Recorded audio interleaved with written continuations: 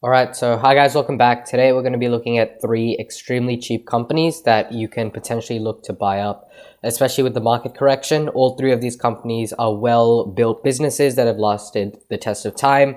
They're extremely cheap. Some of them have pretty good dividend yields as well. But the one thing that they all have in common is that they have an extremely close book value per share to actually price of the share ratio, and that's the PB ratio or the PB value. And all 3 of these companies have price to PB ratios of below 1. So what that means is that the price divided by the book value per share is actually less than 1, which means that the stock's inherent price is cheaper than the assets per stock that the company owns. So what does that actually mean? So the book value per share is a way to measure the net asset value that investors get when they buy a share of stock.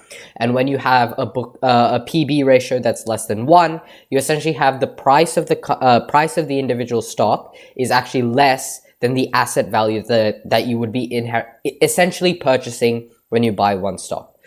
So because of that, these are extremely attractive value companies. They're well-established businesses. So let's just get onto the video.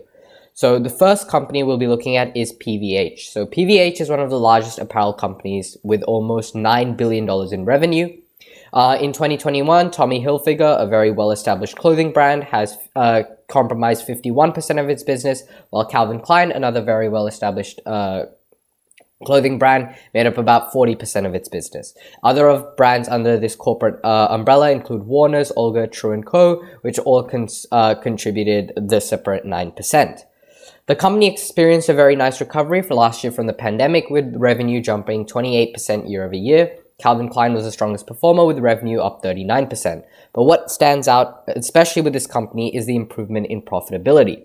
So PVH reported an adjusted earnings per share of $10.15, which is up from $9.54, which, take note, is actually before COVID. So this actually translated to a new high of 12% return on invested capital. And before the pandemic, the company consistently generated a return on capital of below 10%. So basically, over the last couple of years, the company has basically streamlined its services and is using its shareholder capital a lot more efficiently for a better return on investment.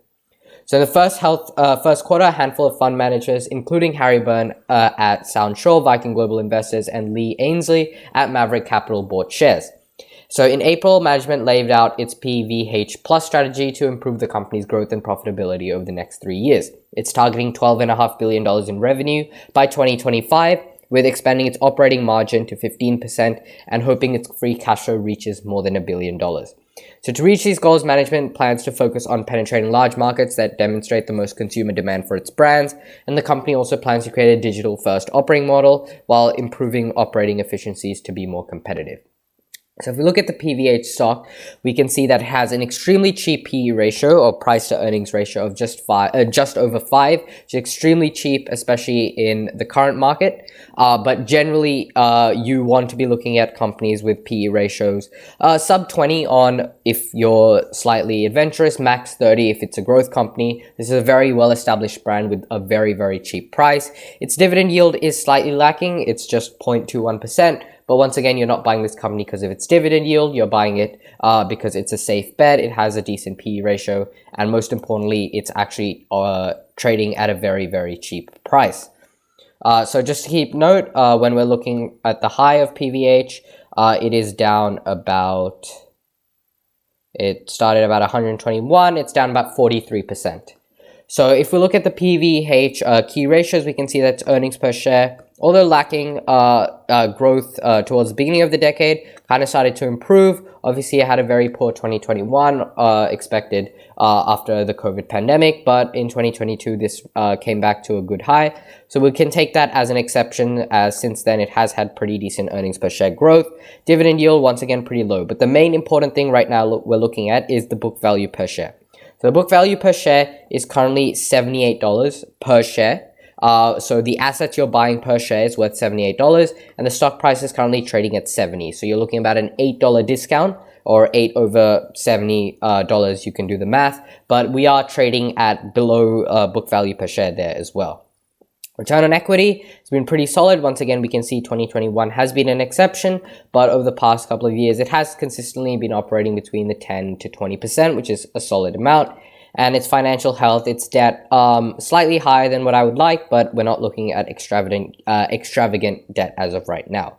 And we've seen its operating cash flow increase over time. We've seen its spending and reinvesting into the company remain pretty stable, and free cash flow has also been increasing over time. So overall, the trends look pretty healthy for this company, but once again, the big thing being it trading at a very cheap price.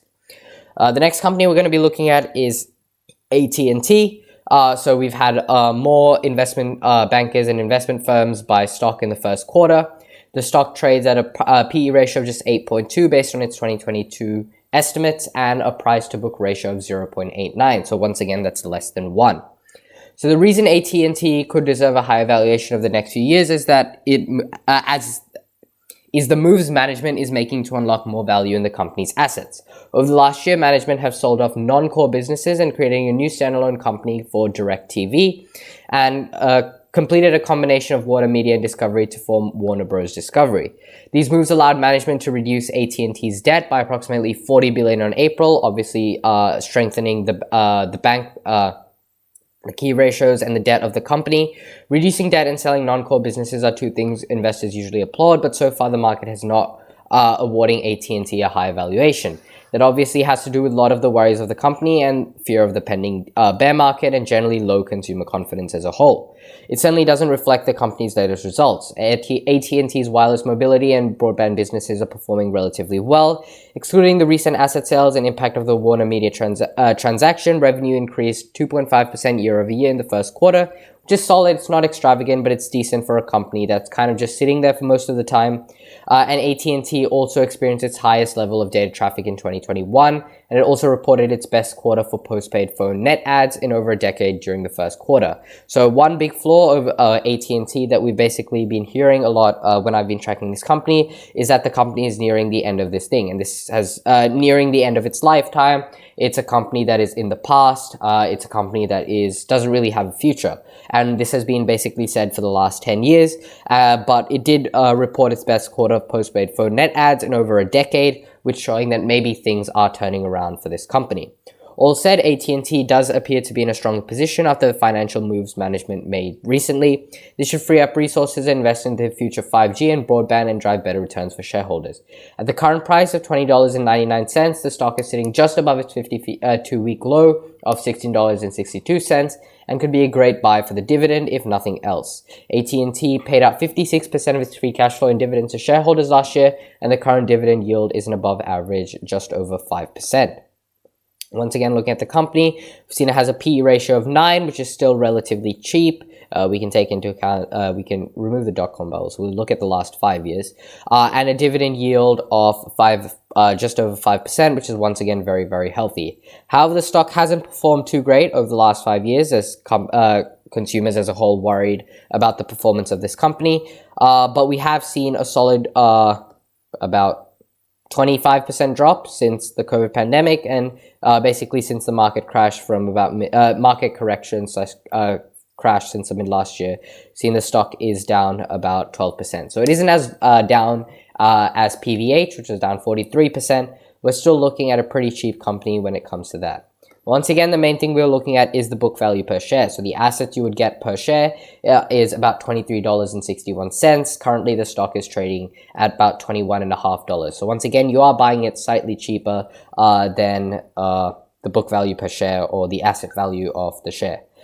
We've seen earnings per share remain relatively stable, so this isn't a company that is growing a lot and it's kind of just sitting there most of the time. It does have a pretty healthy payout ratio, barring 2020, and they didn't pay a dividend in 2021. Its return on equity is not as good. It has been reducing or kind of stabilizing over the last 10 years. So I wouldn't buy this company as one that will grow in the future, but if you're just looking for a solid dividend stock, it doesn't look like this company is disappearing anytime soon. And on top of that, you're getting it at a very good price. The last company we're looking at is Paramount Global.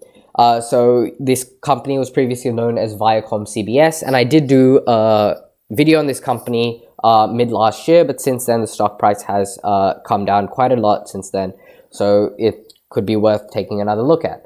So Viacom CBS changed its name to Paramount Global earlier this year, and along with that, all the CBS All Access streaming device was rebranded as Paramount Plus. While Netflix lost about 200,000 subscribers in the first quarter, Paramount's direct-to-consumer business added an impressive 8.6 million new additions to its streaming services, including results from Pluto TV, which brought in another 62 million. The stock trades at 12 times forward earnings estimates for 2022 and just 0.9 times book value. The market is focused on the weak results across the board. While streaming revenue did grow at a robust 82% year-over-year in the first quarter, TV media and revenue from Paramount theatrical releases were down, and total revenue was down 1% over the last year.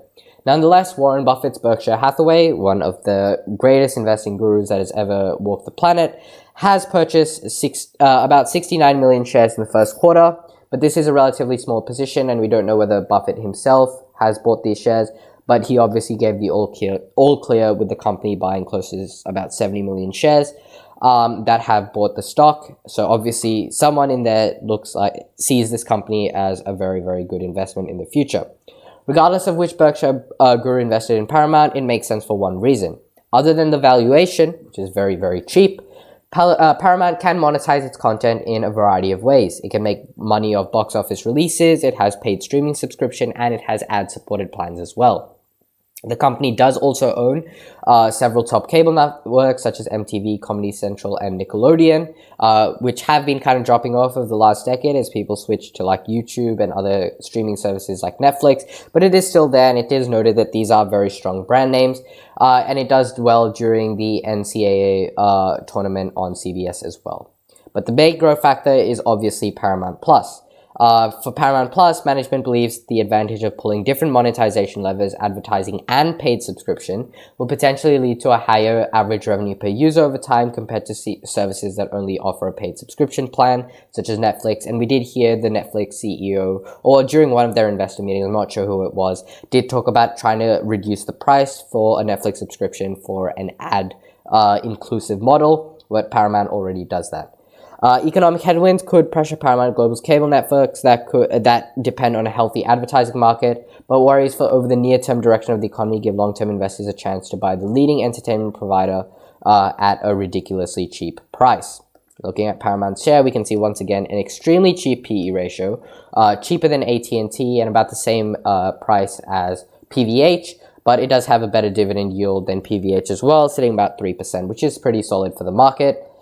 We've seen the stock price, obviously, if you watched my video last time, we saw a massive run up in Paramount Digital Services, but if we do look over the last year, we can see the company is down about 30%. It has recovered recently since about May, where it is up 20% already, so it does look like a rebound is looking to happen, unless again one of these comes and it crashes once again, but it does look like things might turn around as investors see how cheap this stock is trading at. So once again, we can finish off with looking at Paramount's key ratios. We can see earnings per share has remained relatively solid, but has started growing towards the end of the decade, so that is a promising sign. It has a very low payout ratio, but that means that its dividend is very safe and it could continue growing its dividend in the future. Once again, the big thing that this video is focused on, the book value per share, about $35 per share. Stock currently trading at $32, so once again, you're getting about a $3 discount there. Its operating cash flow hasn't been too great. Its free cash flow as well. But once again, the main thing we're looking at is the book value per share. Return on equity has been quite good. It has fluctuated a lot, but not really below 20%. So it has been using its shareholders' equity to a very, very good standard. And debt to equity, slightly higher than PVH, not as high as AT&T, but a little bit on the high side. So it is kind of a risk for the company looking at that as well. But in the end, once again, out of the three, I would probably say PVH being the safest buy, AT&T being slightly expensive, but probably the best dividend buy, in Paramount if you are looking at maybe some potential growth in the future. That's probably what to look at. And it does have a pretty solid dividend yield. So at the end of this video, we looked at three different companies, three well-established companies, all trading at very, very cheap prices, low PE ratios, low price-to-book ratios, and two of them have good dividend yields as well, plus some potential growth for AT&T and Paramount as well, if you're looking at that as too. So that brings me to the end of this video. I hope you guys do enjoy. I hope you guys find it useful. If you did, please consider subscribing or liking the video and let me know what you think about these companies. If not, thanks for watching anyway, and I'll see you in the next video. Bye.